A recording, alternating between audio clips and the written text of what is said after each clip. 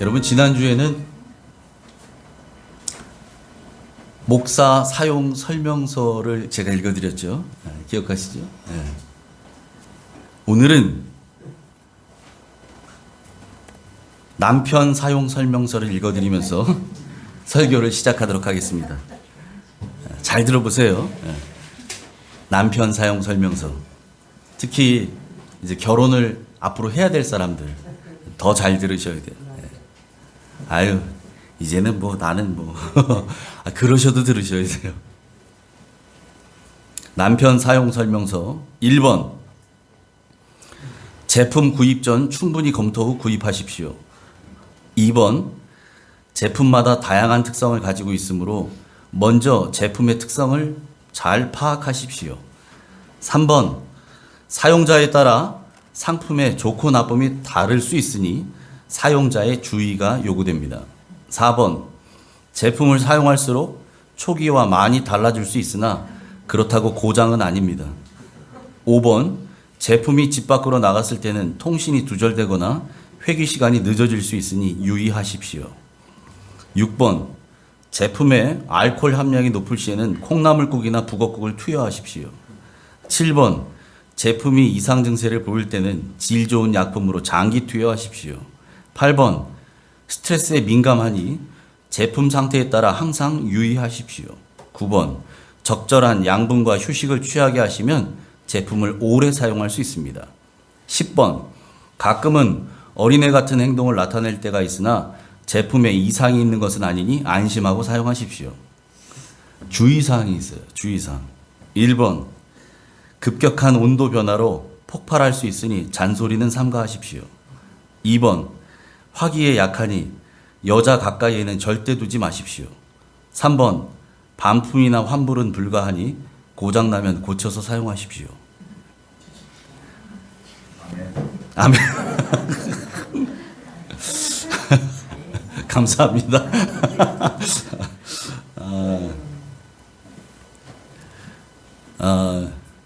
기대한 반응과는 좀 다른 반응이라네. 다들 아시는 얘기여서 그런지 몰라도. 여러분, 우리 권사님들 또 우리 여집사님들 어떠세요? 공감이 되시나요? 공감이 돼요? 맞아. 그렇지. 아마 끄떡이는 부분도 있을 거예요. 뭐 그렇지 않은 데도 있겠지만. 여러분, 생각해 보면요. 제가 오늘 설교를 준비하면서도 그런 마음이 들었지만, 남남인, 피 한 방울 섞이지 않은 남남인, 남자와 여자가 둘이 만나서 가정을 꾸리고 평생을 같이 산다는 거, 여러분, 이건 아무리 생각해봐도 이건 기적이에요. 기적. 여러분, 기적 아닌가요? 기적이에요. 이건 기적이에요. 평생을 살아요? 한 남편, 한 아내와 함께. 처음에 눈에 콩깍지가 씌었을 때는 잘 몰라요. 그냥 다 좋은 것 같아요. 저도 그러고 살았으니까. 근데 여러분, 점점 세월이 흐르면서 깨닫게 되는 게 있어요. 뭐냐면, 이 결혼 생활도요, 가정 생활도 하나님의 은혜가 없이는 불가능하다는 사실이에요. 아멘이십니까? 여러분, 결혼 생활도 처음에는 눈에 콩깍지 씌어서 이 사람 없으면 죽을 것 같아. 그래서 결혼하잖아요. 이 사람만 있으면 다 행복할 것 같아요. 그래서 결혼합니다. 그러니까 결혼하는 거죠. 그 마음 없는데 어떻게 결혼해요?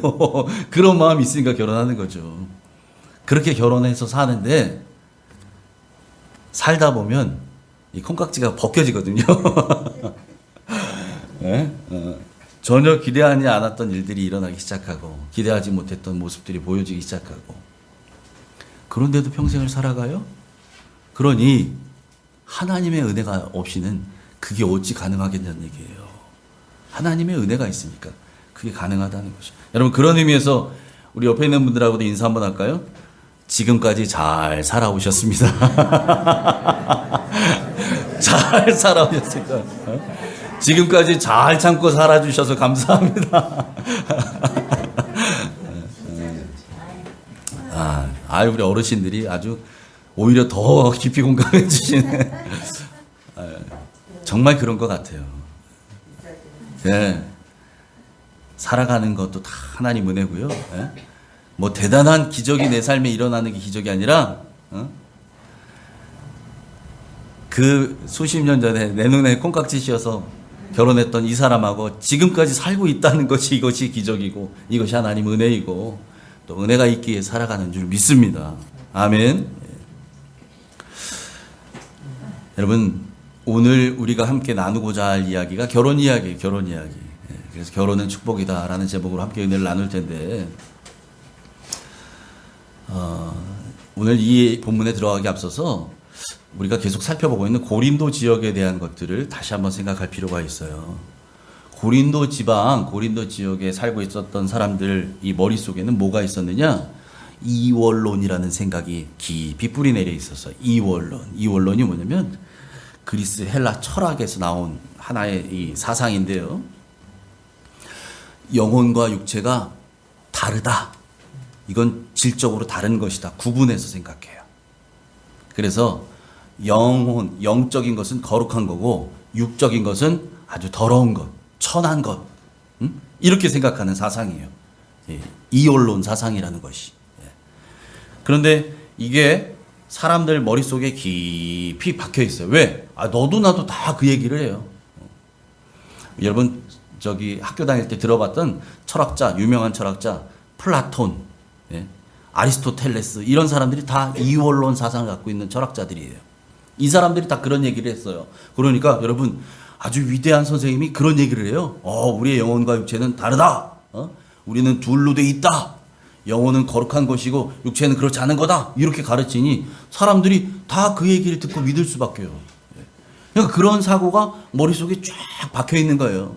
여러분 이런 이원론 사고에서 나온 사상이 두 가지가 있어요. 뭐냐?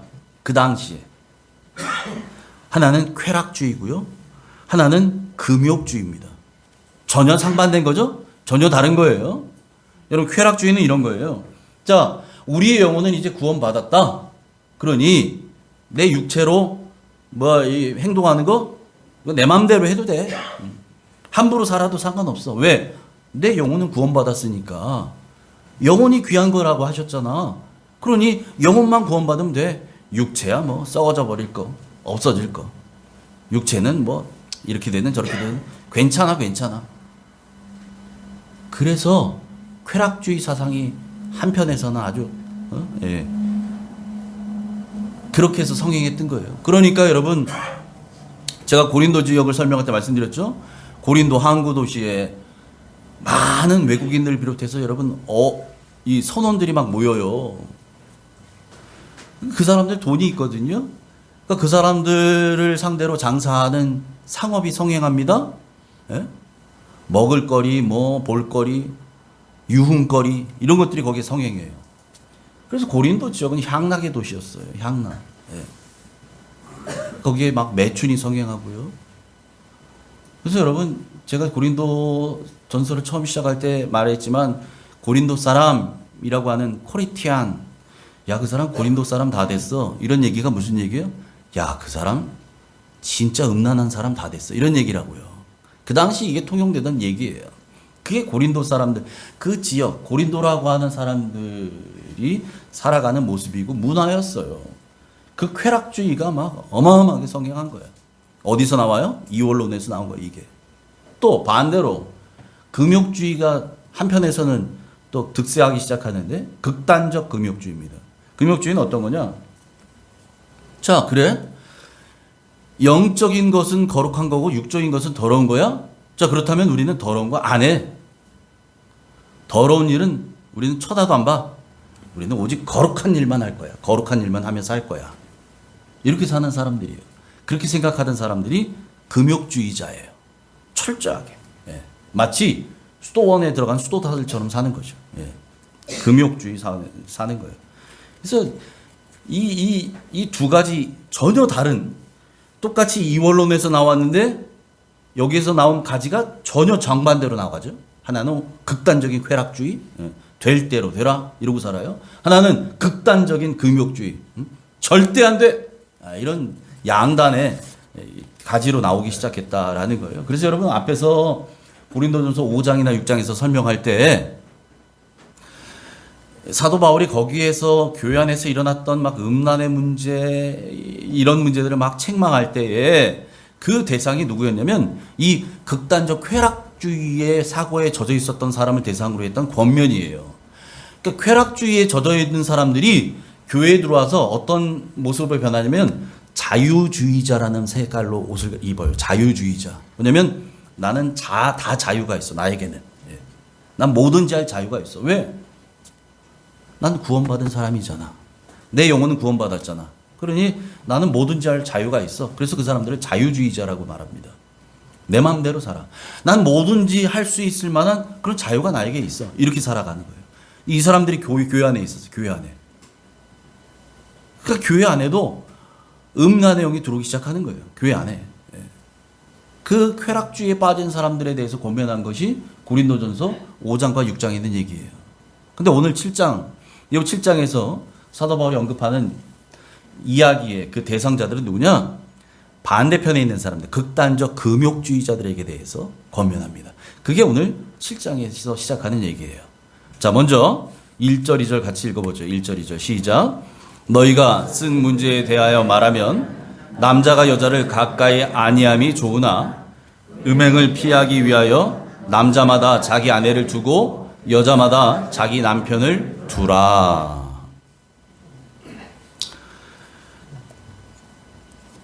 사도 바울이 고린도 지역에 이 편지를 쓰기 전에 어떤 일이 있었냐면 고린도 교회 성도들이 편지를 써서 사도 바울에게 보냈어요. 사도 바울 선생님이 안 계신 동안에 우리가 믿음으로 신앙생활하고 살다 보니 예상치 못했던 교회에 이런 문제가 생겼습니다. 1번 이런 문제입니다. 2번 이런 문제입니다. 3번 이런 문제입니다. 이런 문제에 대한 답을 좀 주십시오. 이러고 보냈다고요. 그래서 거기에 나와 있던 여러 가지 문제가 이런 것들이에요. 우상에게 제사했던 고기를 먹어야 됩니까? 말아야 됩니까? 먹어도 된다는 사람도 있고 안 된다는 사람도 있습니다. 답을 주십시오. 교회 안에 성도들 중에 자기 아버지의 첩과 함께 오랫동안 같이 사는 말도 안 되는 일이 벌어지고 있는데 이거에 대해서 답을 주십시오. 이 사람들은 자유주의라고 얘기합니다. 우리는 구원받았다고 얘기합니다. 그래서 난 뭐든 해도 괜찮다라고 주장하고 있는데 뭐가 답입니까? 이런 식으로 바울에게 편지를 썼단 말이에요. 그 편지를 바꿔서 바울이 답을 주는 거예요. 그래서 오늘 7장 1절에 뭐라고 시작해요? 너희가 쓴 문제에 대하여 말하면, 이런 얘기예요. 그래서 여러분 고린도전서 7장부터 16장, 앞으로 보게 될 16장까지 내용은 전부가 뭐냐면 고린도 성도들이 사도 바울 선생님이 우리에게 답을 좀 주십시오라고 썼던 편지에 대한 답입니다. 그게 7장부터 16장까지 내용들이 이제 계속 전개되기 시작해요. 그 뒤에 했던 질문이에요. 자, 그래서 여러분 이 질문을 잘 이해해야 돼요. 이 밑에 보면 이어지는 이 문장이요. 마치 그냥 우리 한글 성경에 보면 이건 사도 바울이 한 말처럼 보여요. 사도 바울의 주장처럼 보여요. 뭐 남자가 여자를 가까이 아니함이 좋으나, 이게 꼭 사도 바울이 말한 것 같잖아요. 얘들아, 내가 너희들에게 말하는데 남자는 여자를 가까이 하는 것이 좋다, 이렇게 말한 것처럼 보여요, 우리 성경은. 근데 여러분 이게 원어에 보면 이런 의미가 아니라 이건 고린도 성도들이 사도 바울에게 편지를 보냈는데 사도 바울이 그 편지를 받아보고 교회 안에 이런 문제가 생겼구나. 그래서 내가 여러분들에게 이제 답을 줍니다. 그래서 너희가 쓴 문제에 대해서 이제 답을 말합니다. 그러면서 그 당시 교회 안에 있었던 아까 말씀드렸던 이 극단적인 금욕주의자들, 그 사람들이 주장하고 있는 주장을 여기다 올린 거예요.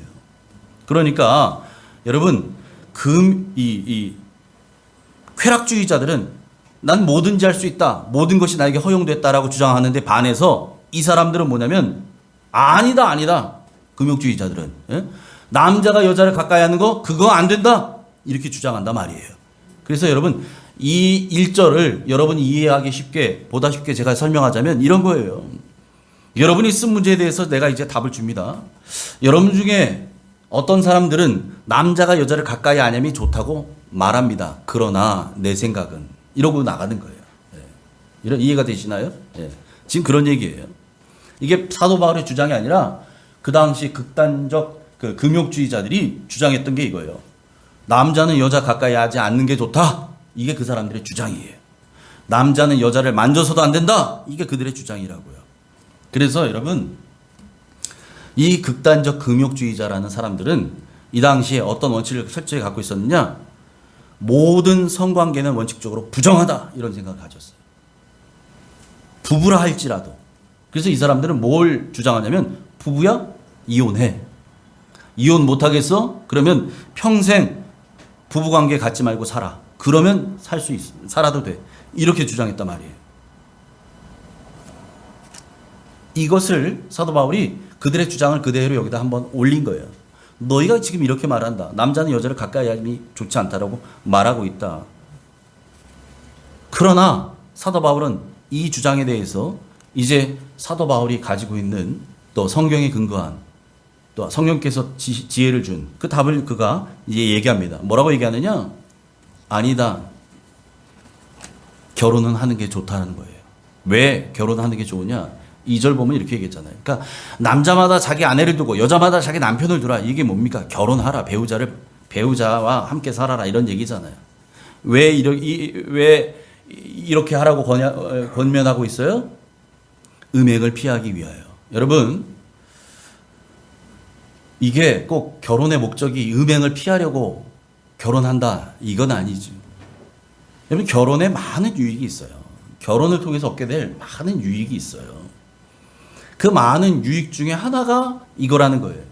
음행을 피할 수 있다. 내 배우자가 있으면. 그런 얘기죠.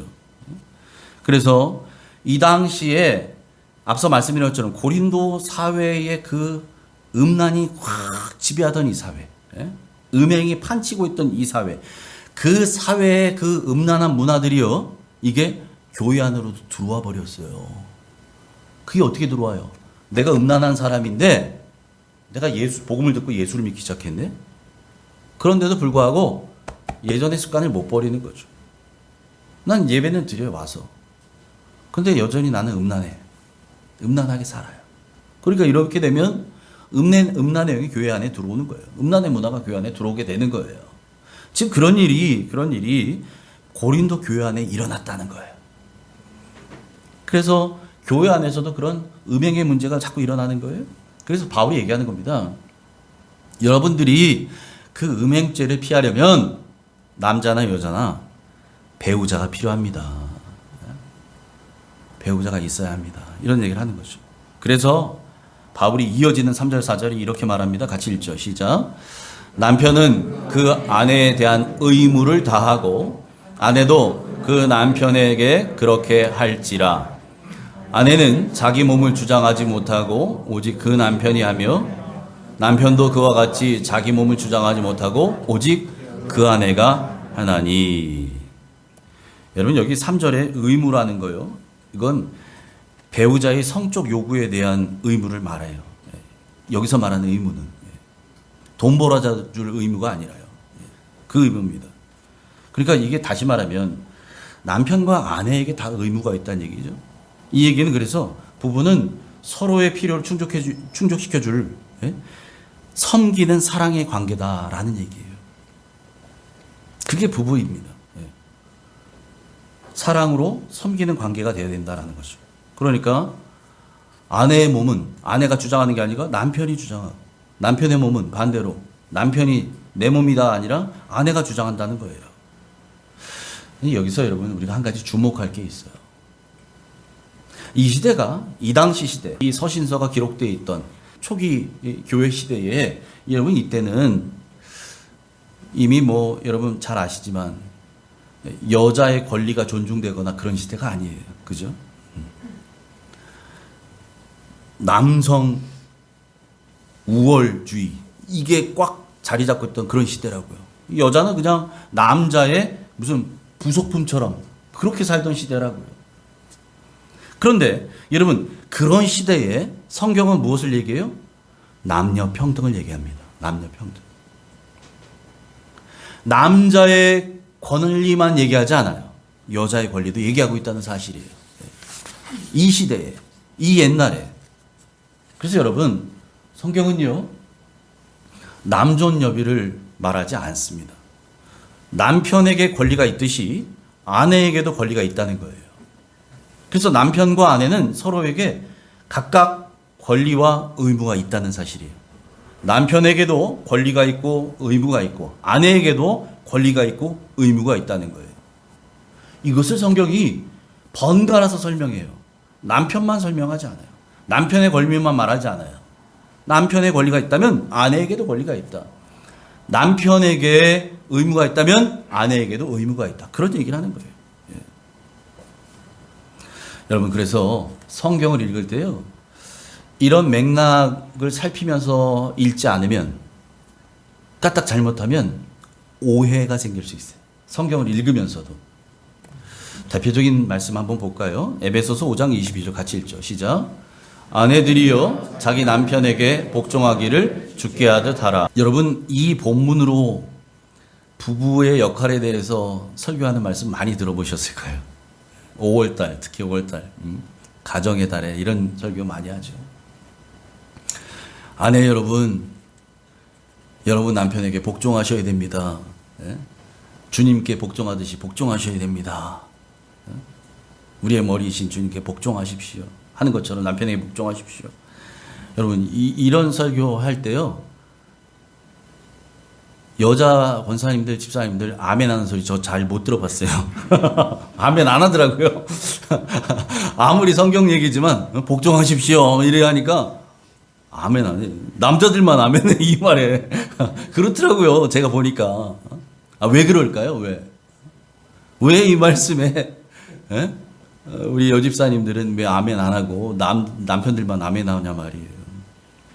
들어보니 이거 뭐 아내들한테만 복종을 강요하는 거야 이거? 기분 썩 안 좋은데? 이거 그렇게 받아들여요. 말씀인데도 불구하고. 그러니 아멘이 나올 리가 없지요. 예? 여러분, 이 말씀으로 결론을 내는 게 아니라요, 이 말씀 앞에 있는 구조를 간과하면 이런 일이 생겨요. 에베소서 5장 21절에는 뭐라고 되어 있는지 볼까요? 같이 읽겠습니다. 시작. 그리스도를 경외함으로 피차 복종하라. 피차 복종하라. 성경은요, 분명히 남편과 아내가 서로에게 피차 복종하라고 가르쳐요. 피차 복종하라. 근데 이 말씀을 빼고 22절부터 시작하니까 아내는 남편에게 머리된 그리스도에게 복종하듯이 복종하고, 뒤에 나오는 구절 보니까 남편은 그리스도께서 교회를 사랑하고 아내를 사랑하라. 그러니까 여자는 좀 언짢아. 그냥 남편은 마치 아랫사람 사랑해 주는 것처럼 사랑해 주고, 여자는 윗사람 섬기는 것처럼 복종하고, 이런 느낌이 들리잖아요. 나만 드나? 그렇게? 여러분 그런 느낌이 안 드세요? 그런 뉘앙스의 느낌으로 받아들이기 쉬워요. 여러분, 그런데 분명히 아셔야 될 건, 성경은 피차 복종하라고 말씀하신다는 얘기예요. 이게 부부는요, 어떤 관계냐? 사랑으로 피차 복종하는 관계입니다. 사랑으로 피차 섬기는 관계라고요. 종속적 관계여서 섬기는 게 아니에요. 종속적 관계. 그러니까 남편이 나의 주인이 돼서 마치 내 윗사람이 돼서 내가 복종하고 섬기듯이 이런 얘기가 아니에요. 사랑하기 때문에 서로 섬기라는 거예요. 사랑하기 때문에 서로 복종하라는 거예요. 그래서 여러분, 하나님께서 하와를 만드실 때 어떻게 만드셨어요? 아담을 재우시고, 아담의 어디에서요? 뭐로? 갈비뼈로. 예. 갈비뼈 하나를 취해서 그것으로 여자를 만드셨어요. 하나님이요, 하와를 만드실 때 아담의 머리뼈를 취하지 않고 발가락뼈를 취하지 않으셨어요. 무슨 뼈요? 옆구리에 있는 갈비뼈. 갈비뼈. 여러분, 이게 무엇을 의미합니까? 여자는 남편의 머리 위에 있는 사람 아니고요, 남편의 발밑에 있는 사람 아니라는 거예요. 아내는 남편과 동등한 위치에 있는 사람이에요. 동등한 자격과 권리와 권한과 의무를 가진 사람이에요. 동격입니다. 동격. 그래서 옆구리에 있는 갈비뼈로 만든 거예요. 머리뼈, 발가락뼈가 아니라고요. 여러분, 그렇기 때문에 서로 사랑하기에 피차 복종하는 남편과 아내로 살아가는 여러분 되시길 축복합니다. 아멘. 다시 오늘 본문으로 잠깐 오죠. 다시 오죠.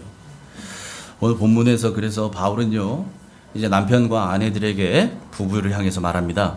상대방의 권리를 빼앗지 말아라. 이렇게 권면해요. 5절 같이 읽습니다. 시작. 서로 분방하지 말라. 다만 기도할 틈을 얻기 위하여 합의상 얼마 동안 하되 다시 합하라. 이는 너희가 절제 못함으로 말미암아 사탄이 너희를 시험하지 못하게 하려 함이라. 아멘. 부부에게 분방하지 말래요. 따로 방 쓰지 말란 얘기예요. 왜 그래요? 왜 그렇습니까? 사탄이 너희를 시험하지 못하게 하기 위해서. 사탄이 시험할 빌미를 아예 주지도 말라는 거예요. 예. 그래서 분방하지 말라는 거예요. 그런데 예외가 있어요. 예외가. 그죠? 예외가 있습니다. 무슨 예외예요?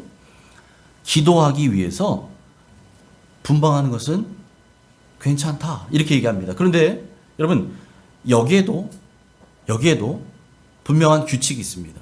그냥 아무렇게나가 아니에요. 뭐라고 얘기합니까? 그때 분방할 때는 어떻게 해야 됩니까? 첫 번째, 부부가 합의해야 돼요. 아, 여보, 내가 이번에 작전 기도에 들어가요. 일주일 할 거예요. 그동안 미안하지만 나 교회에서 철회합니다. 뭐 이렇게 합의하에. 또 두 번째, 얼마 동안만 하라는 거예요. 나 10년 동안 작전 기도 들어가요. 이게 아니가 얼마 동안만 하라는 거예요. 얼마 동안, 잠시 동안만. 세 번째 규칙이 어떤 겁니까? 그거 끝나면 다시 합하라. 다시 합하라. 여러분, 그러니까 1년 내내 작전 기도한다고 교회 와서 철회하여 혼자서 철회해서 새벽 기도 시간까지 계속 있다가 새벽 기도 끝나고 나면 동트고 나서 남편 출근할 때 집에 들어가고, 예? 이런 거 하지 말라는 거예요. 본인은 그렇게 해서 영적으로 충만할지 몰라요. 영적으로. 그런데 그것 때문에 남편은 음란의 영에 넘어지게 돼요. 넘어지게. 그러니 사탄이 너희를 시험하지 못하도록 그렇게 하지 말아라고 얘기하잖아요.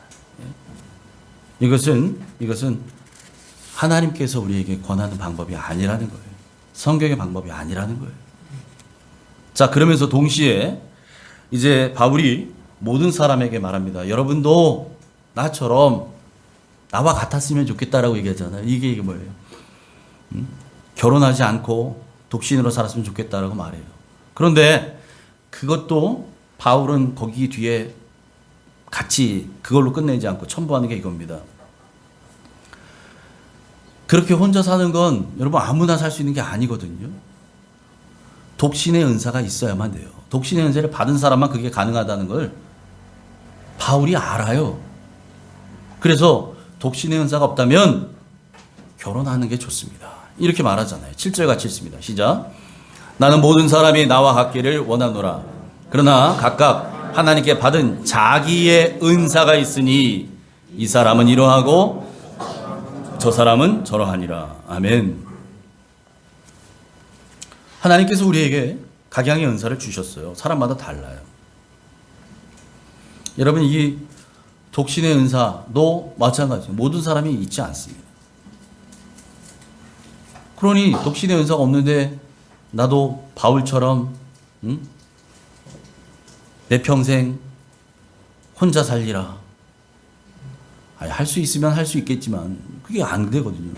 괜히 그것 때문에 내가 음행의 죄를 짓게 된다면 그게 더 큰 문제예요. 하나님 우리에게 뭐라고 말씀하십니까? 아담을 만드시고 나셔서 동물들을, 짐승들을 다 만들잖아요. 그런데 그 짐승들을 다 만든 짐승들을 아담 앞으로 지나가게 해요. 아담에게 이름을 지어 주어라. 아담이 이름을 다 지어줘요. 예? 사슴, 코끼리, 뭐 다람쥐, 강아지 이름을 다 지어주는데 예를 들면 거기 보니까 다 암컷과 수컷들이 지나가네. 예. 그거 이름 다 지어주고 났는데 나중에 가만히 보니 나는 혼자예요. 아담이. 그때 하나님께서 말씀하시잖아요. 사람이 독초하는 것이 좋지 않다는 거예요. 혼자 있는 것이 좋아 보이지 않았어요. 그래서 그를 잠들게 하시고 그게 갈빗대를 취해서 여자를 만들었죠. 그게 배필을 만들어 주시잖아요. 여러분, 하나님도 보시기에 우리가 혼자 그냥 결혼할 수 있는데도 불구하고 결혼하지 않고 혼자 그냥 천국 갈 때까지 그렇게 살고 가는 거, 이거 하나님 보시기에 별로 좋지 않다는 거예요. 하나님 보시기에도. 그래서 여러분, 독신의 은사가 없다면 건강한 가정이 이루는 것이 하나님의 뜻이란 사실을 기억하시기 바랍니다. 그게 하나님 뜻이에요. 예, 가정을 이루라는 거예요. 생육하고 번성하라. 자손의 축복을 주셨어요. 그래서 결혼을 통해서 자손을 낳는 거죠. 예. 결혼하지 않고 자손을 낳으면 이거 골치 아픈 일이 생기잖아요. 결혼해서 예, 자손을 낳고 하나님께 주신 복을 누리며 살아가는 것, 이게 복이라는 거예요. 그래서 남편은 아내 사랑하기를 주님께서 교회를 사랑하시고 그 교회를 위해서 자기 자신을 주심과 같이 사랑해야 되고요. 에베소서에 말하는 것처럼 아내는 남편을 주님 사랑하듯 사랑해야 될 줄 믿습니다. 아멘. 여러분, 그럴 때, 그렇게 사랑할 때 아내와 남편이 함께 그리스도의 사랑을 누리며 함께 사랑하게 될 때 하나님께서는 이 결혼 제도를 통해서 우리에게 무엇을 말씀하고자 하시느냐? 결혼 제도를 통해서 궁극적으로 우리에게 말씀하고자 하는 것은 그리스도와 교회와의 관계에 감추어져 있는 비밀을 깨닫기를 원하신다는 거예요. 에베소서 5장 31절 33절 같이 읽습니다. 시작. 그러므로 사람이 부모를 떠나 그의 아내와 합하여 그 둘이 한 육체가 될지니 이 비밀이 크도다. 나는 그리스도와 교회에 대하여 말하노라. 그러나 너희도 각각 자기의 아내를 사랑하기를 자신같이 하고 아내도 자기 남편을 존경하라. 아멘. 보세요. 성경은요, 남편과 아내가 한 몸 이루는 것을, 이게 창세기에 있는 말씀을 그대로 인용한 거예요. 사람이 부모를 떠나 그 아내와 합하여 그 둘이 한 몸이 될지니, 이게 창세기에서 주님께서 하나님께서 말씀하셨던 그 말씀이에요. 그대로 인용한 거예요. 이 말씀을 통해서, 다시 말해서 남자 여자가 부부가 돼서 한 몸, 한 가정을 이루는 것, 이것을 통해서 하나님은 우리에게 무엇을 말씀하기를 원하느냐? 바로 이거예요. 나는 그리스도와 교회에 대하여 말하노라. 여러분, 부부관계를 통해서 하나님은, 성경은 우리에게 뭘 알게 하시길 원하느냐? 그리스도와 그리스도의 몸된 교회, 즉 신랑 되신 예수 그리스도와 신부된 우리 사이의 관계를 설명하기를 원하신다는 거예요. 그걸 깨달으라고 우리에게 결혼 제도를 통해서 알게 하신다는 거죠. 마치 이런 거예요. 여러분, 부모 마음 알려면 어떻게 해보면 된다고요? 애 낳아보면 알아요. 그죠? 내가 결혼해서 애 낳아봐야 그제서야 우리 엄마가 그때 나에게 그래서 그랬구나. 우리 아빠가 나에게 그래서 그랬구나. 이걸 그때 안다니까요. 애 낳아봐야 알아요. 애 낳아보기 전까지는 아무리 얘기해도 피상적으로 알 뿐이에요. 애 낳아보면 부모 마음 그제 알아요. 그런데 이걸 통해서 하나님은 우리에게 뭘 깨닫게 하셔요? 애 낳아보니, 내가 부모가 돼보니 하나님 아버지의 마음을 조금 알게 돼요. 내 배 아파서 낳은 우리 아이 보니 이 아이가 너무 사랑스럽거든요. 눈에 넣어도 아프지 않을 만큼. 내 생명보다 더 귀하게 느껴지거든요. 내가 낳아보니까, 키워보니까. 그런데 하나님 아버지 우리에게 어떻게 하셨어요? 내 눈에 넣어도 아프지 않을 만한 그 아들 예수를 저와 여러분 우리를 위해서 기꺼이 주셨어요. 십자가에 돌아가시게 하셨어요. 그것도 이쁜 구석 하나도 없는 우리를 위해서, 우리가 아직 죄인 되었을 때, 하나님과 원수되어 살았을 때에 그런 우리를 위해서 자기 아들 예수를 죽게 하셨다고요. 죽는 자리에 내어주셨어요. 아들이 10명 있는 것도 아니에요. 아니 10명 있는 아들 중에 하나 주는 것도 줄 수 없거든요. 그런데 독생자예요. 외아들이에요. 그 아들을 내어주셨어요.